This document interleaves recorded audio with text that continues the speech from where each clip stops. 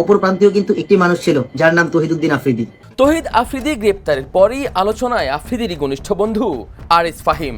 কারো কারো মতে ফাহিমও ছিলেন জুলাইয়ে আওয়ামী ফ্যাসিজমের প্রমোটার। সোশ্যাল মিডিয়ায় ফাহিমকে গ্রেপ্তারের দাবিও জানানো হয়েছে জোরে সোরে। তবে এবার মোহাম্মদপুরের সাবেক কমিশনার রাজীবের একটি পোস্ট যেন এই দাবিকে আরও জোরালো করেছে।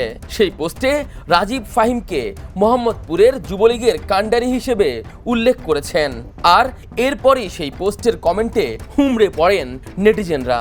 অবশ্য রাজীব নিজের আইডি হ্যাককে দায়ী করেন এমন পোস্টের জন্য।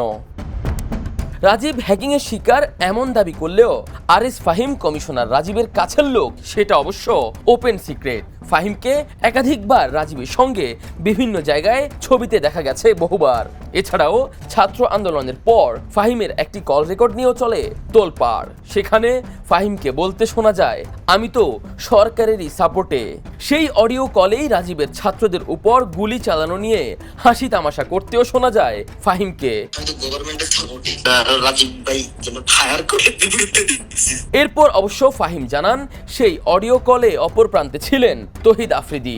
এরপরই মূলত ফাহিমকে নিয়ে শুরু হয় সমালোচনা। এছাড়াও তহিদ আফ্রিদির বিরুদ্ধে আওয়ামী লীগের হয়ে কাজ করার বিস্তর অভিযোগ রয়েছে।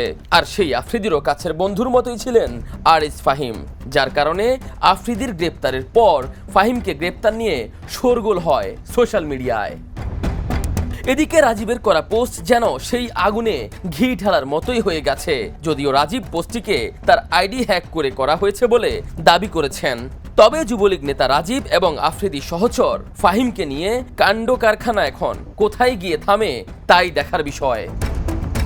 আফতাব শুভ, দ্য নিউজ।